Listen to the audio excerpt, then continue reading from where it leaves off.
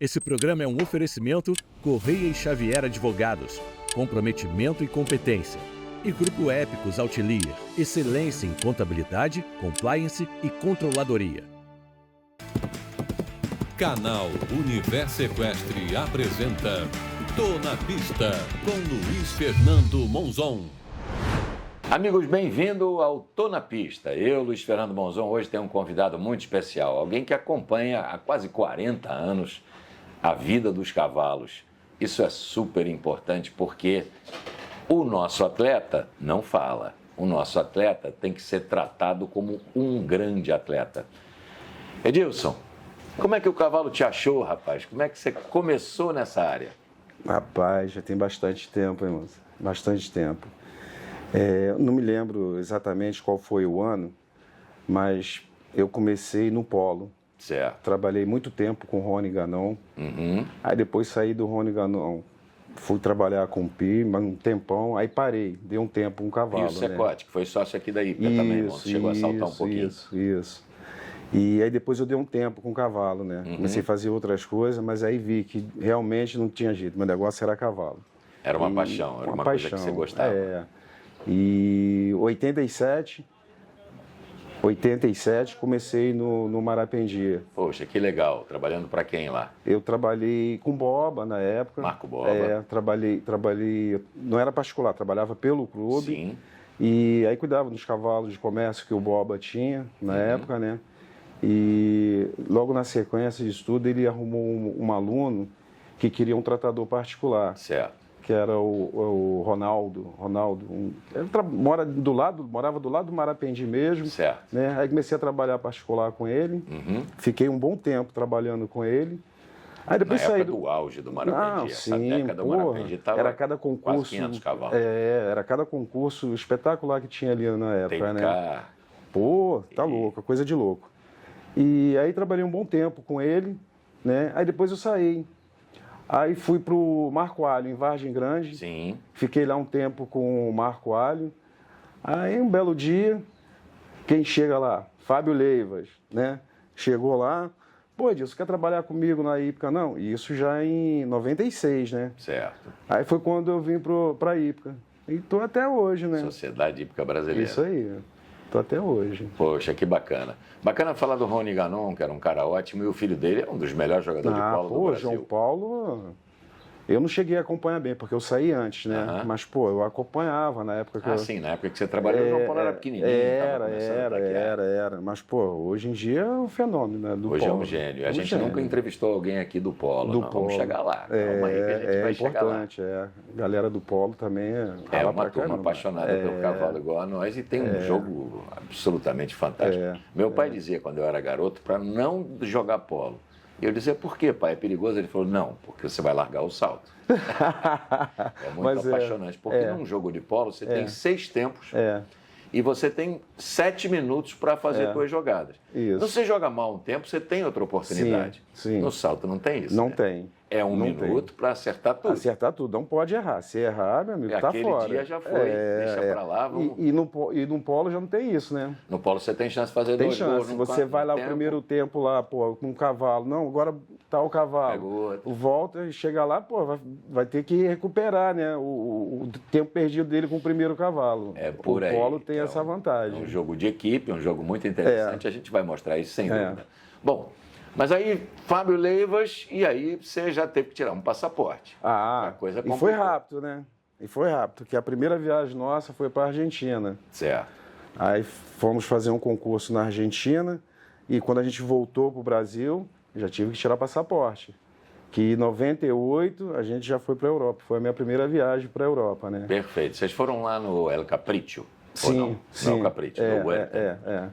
Espetáculo. Eu fiz 2 anos lá para ele, a locução. Muito bom aquele concurso. Portunhol, né? Muito bom aquele concurso. Era espetacular. Terminava com um show enorme, uma coisa... Show. Muito bacana. Muito bacana mesmo. Bacana. E aí a primeira gira europeia, ficou quanto tempo lá?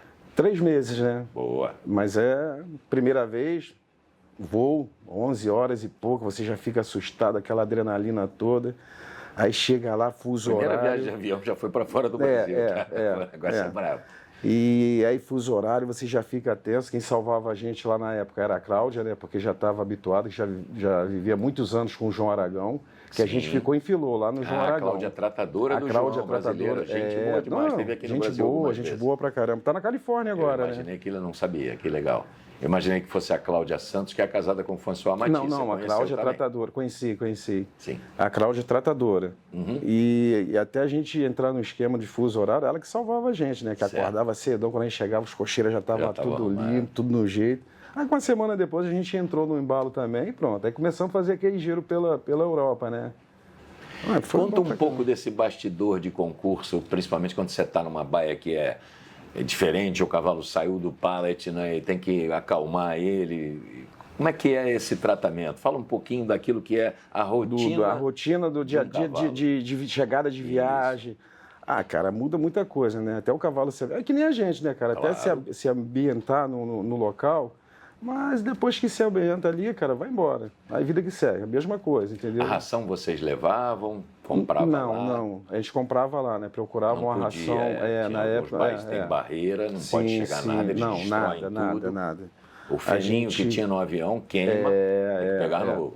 Tu não sai com nada. Estranha, né? Não, estranha, né? Aí chega lá, a gente procurava uma ração compatível com a que a gente já estava dando aqui, né? Uhum. E seguia.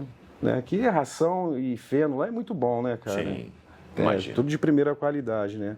Aí os bichos pegavam o jeito rapidinho, né? Aí pronto. A gente começava a fazer aquela...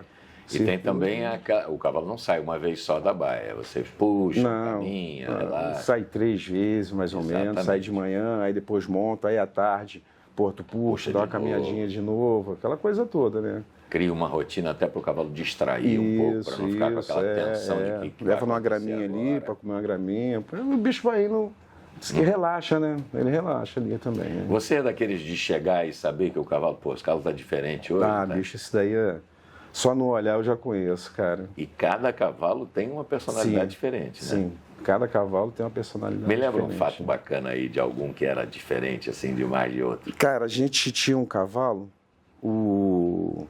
você vai lembrar bem, o Royal Flash. Sim, claro. Aquele cavalo ali, cara, era uma coisa de louco, bicho. Ele não deixava tosar. Opa! Ele não deixava tosar. E os meninos que trabalhavam comigo na época, ficavam brincando com ele, provocando ele. Aí tinha um rapaz que trabalhava com a gente. Falei, cara, você não fica provocando esse cavalo, que esse cavalo vai te machucar. Que na época aqui, eles iam abrir a serragem, aí cortava com a faca, ele ficava com a faca na mão, virava a lâmina e fazia pro lado do cavalo. O cavalo não gostava de máquina, ele fazia assim, pro lado do cavalo. Aí o cavalo bocanhava. Eu falei, esse cavalo vai te machucar. Não deu outra. O cavalo pegou a faca, puxou, pegou no cabo, assim, puxou. Sim, puxou, lá foi o dedo. Falei, te avisei.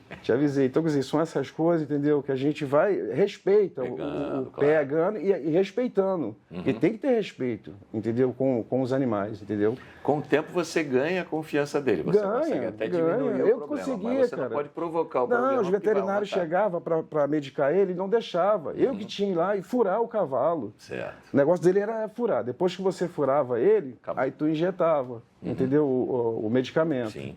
Mas ele não deixava o veterinário furar ele. Sim. Então, quer dizer, que isso tudo é confiança, que com o tempo você vai adquirindo com o animal, entendeu?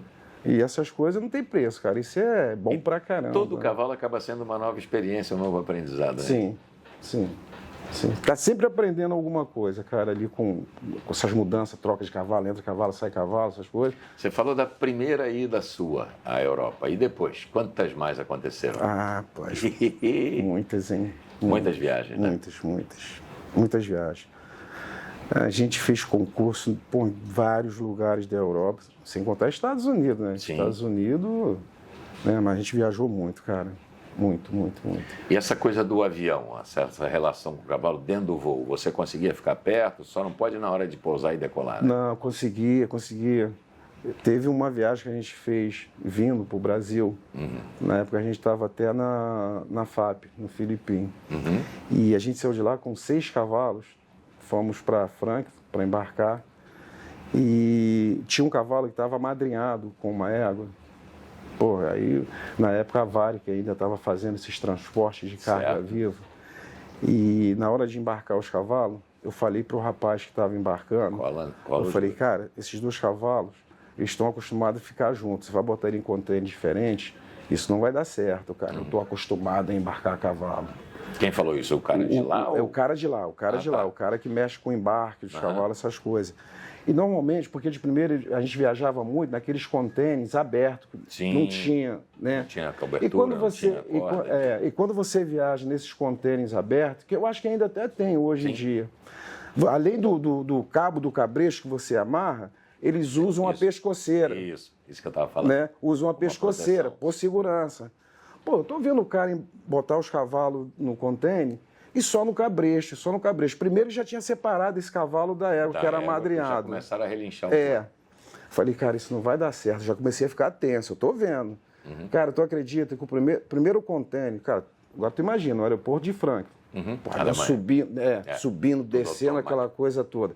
Na hora que encostou o primeiro contêiner na esteira, cara, graças a Deus que não chegou a botar o contêiner em cima. Certo. A hora que encostou, o cavalo fez isso, estourou o cabo.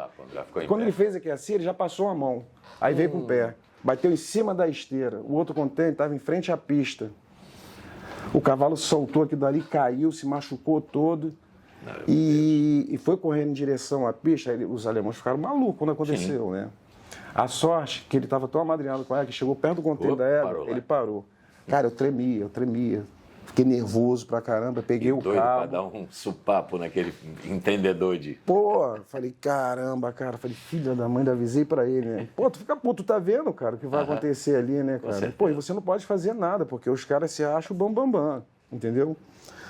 Aí o caminhão já tinha saído. Esse cavalo não pôde vir pro Brasil, que se machucou, tá? Sério? Aí na hora, peguei o telefone, liguei pra Celine, tá, azeitei, mandou o caminhão de volta. Aí esse cavalo voltou pra Bélgica. E eu vim, viagem tensa, cara. Vim com 5 cavalos. Eu não tinha um medicamento, um sedativo para poder dar uma relaxada nos cavalos. Sim, pasta mesmo, né? Boa. Aí embarcamos os cavalos e saímos. Levantou o voo, barulhar, os cavalos tudo tenso. Tá? Falei, pô, graças a Deus, agora sou em São Paulo. Aí o piloto, São Paulo nada, a gente vai ter que descer no Dakar para poder reabastecer, porque a gente está muito carregado. Meu Deus. Aí outra adrenalina. Cara, foi uma viagem tensa, não conseguia pregar o olho, não conseguia cochilar, nada. E os cavalos se debatendo, aquela coisa toda. Aí não chegou aqui em São Paulo, a gente deu aquela... Mas é complicado, cara, você fazer viagem com cavalo. Porra. Hoje em dia a gente não viaja mais, né? Porque eles contratam, já tem as pessoas próprias para poder fazer viagem, e eles alegaram que agora a pessoa tem que falar inglês fluente, não sei o que tem, tá? Eu falei, ótimo, os cavalos vai para quarentena, para onde for, depois eu vou tranquilo, sem estresse. Exato, vai no avião sem aquela preocupação de estar colado aí com ele. É assim, cara, a vida nossa de tratador que viaja é isso daí, é puxado. Edilson, a gente, para fazer esse programa e trazer esse tipo de informação para você, a gente precisa do apoio das pessoas que estão envolvidas no universo equestre. A gente vai dar uma paradinha rapidinho, você vai conhecer um dos nossos apoiadores e a gente volta já já. É rapidinho, não sai daí não.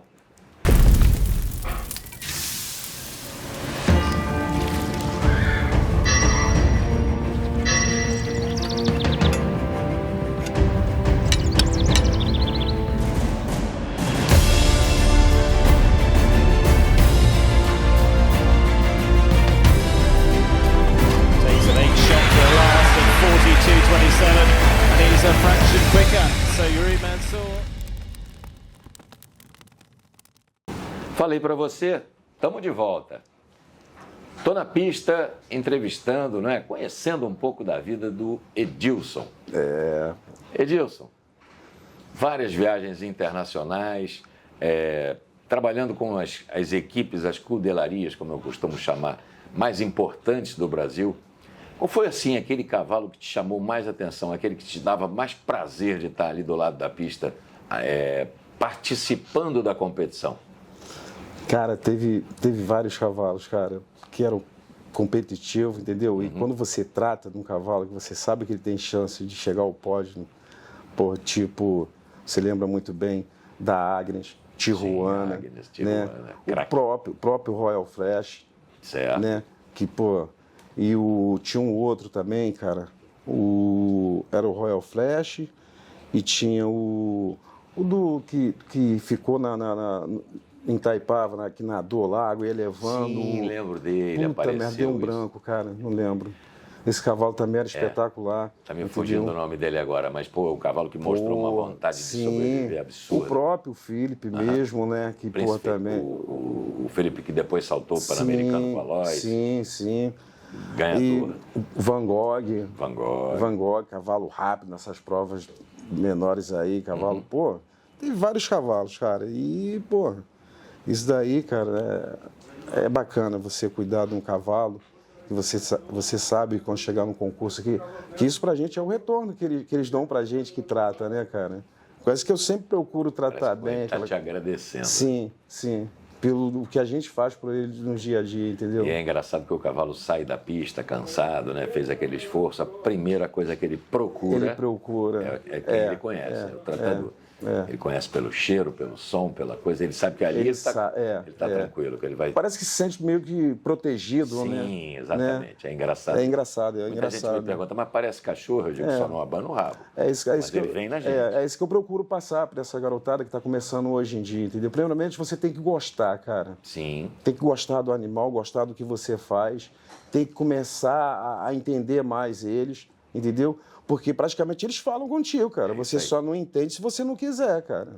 Só se você não quiser. Eu procuro passar isso para eles, entendeu? Tem uma linguagem que a gente tem que aprender a entender. Sim. Quando tá bem, quando não tá, entendeu? Isso tudo eu procuro passar para eles. E o dia, assim? Você cuida normalmente de quantos cavalos? Cara, concurso eu sei que é menos. Né? Concurso é menos. Hoje a gente está com 9 cavalos que cuida.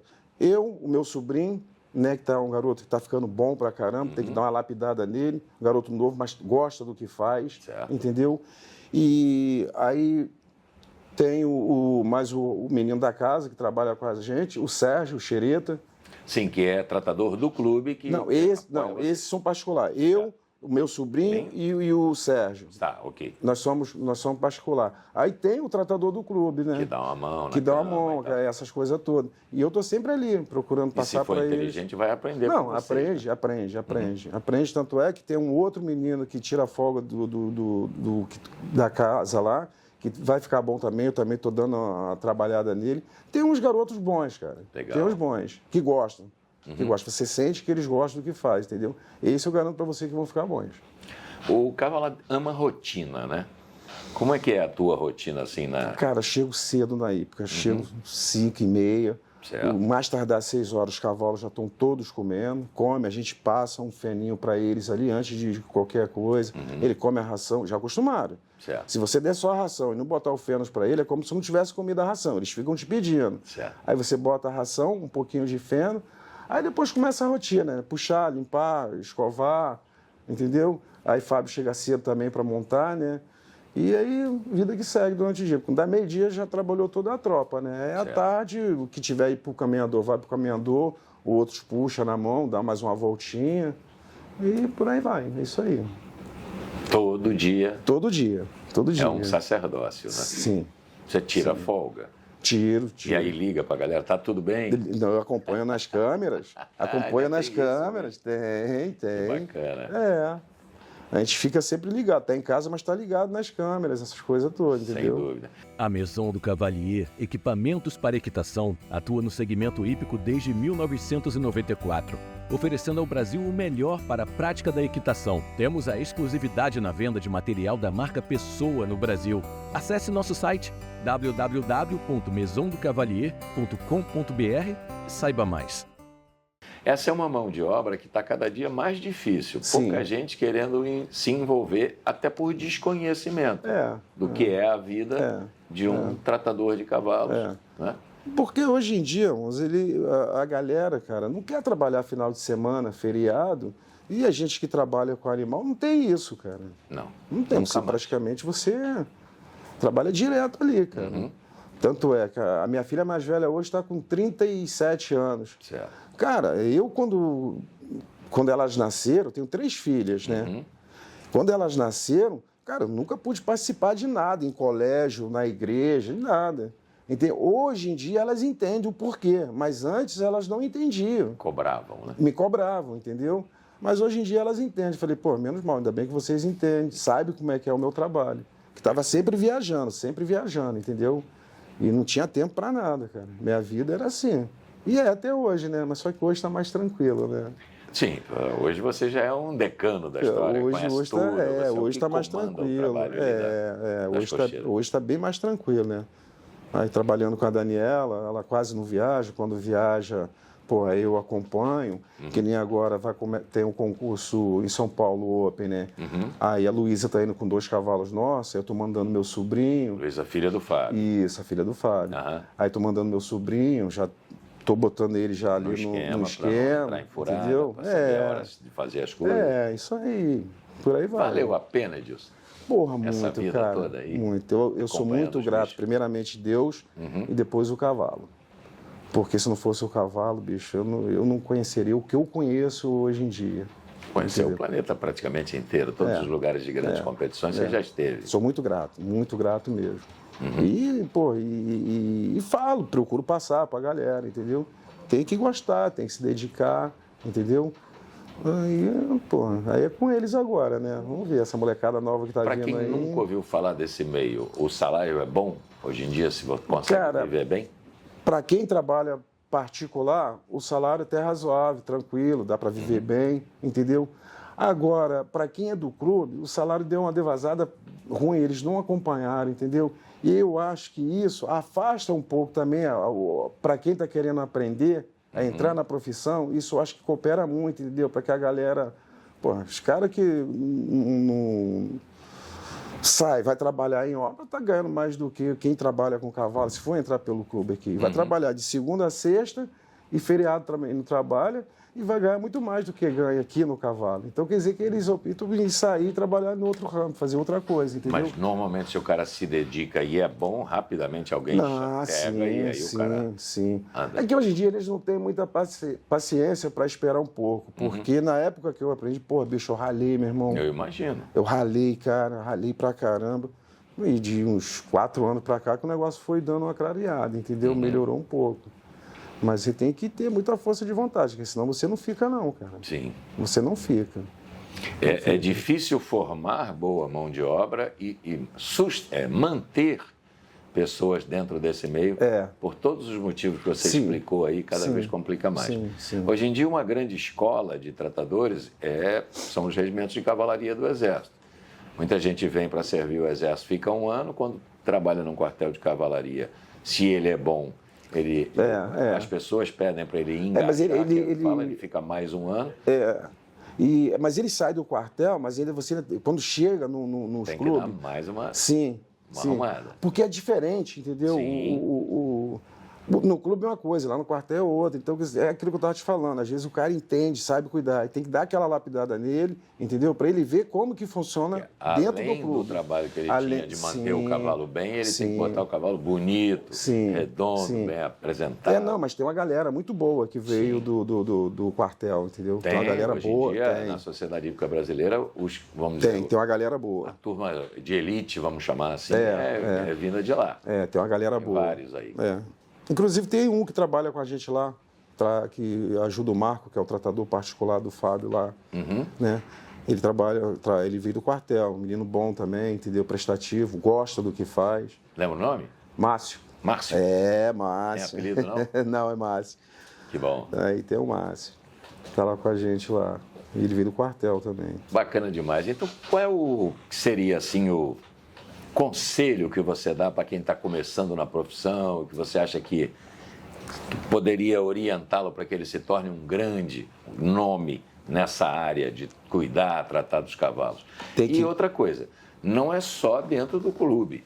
Você tem gente que cuida de cavalo dentro de aras, dentro de criação, mais com potro, né? E aí o fim de semana já fica um pouco mais tranquilo, tem um rodízio, a vida mais calma. Cara, para essa galera que está começando agora, pô, bicho, tem que gostar. Tem que gostar do que faz, tem que gostar do animal. E tem vida que segue, cara. Primeiro, tem que gostar. Se não gostar, meu amigo, nem entra na profissão. Nem entra. Nem entra porque sabe que, pô, é trabalho. É trabalho. Entendeu? É isso que eu falo para essa galera que está começando agora, bicho. É isso que eu falo para essa galera. Primeiramente, gostar do animal, né?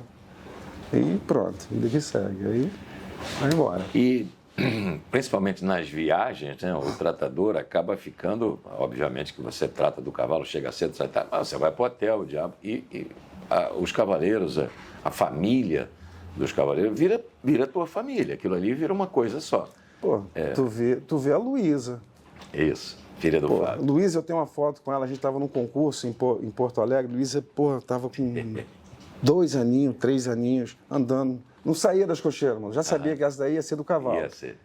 Não queria ficar nas cocheiras o tempo todo. Aí hoje em dia tá aí, tu vê. Show de bola, já. Prova montando pra caramba, entendeu? Montando super E bem. isso é muito gratificante pra mim, que acompanhei isso tudo, entendeu? A gente estava em 2004, a gente estava nos Estados Unidos. A gente estava lá, Fábio teve que sair correndo. Marcelo estava passando mal para nascer a Luísa.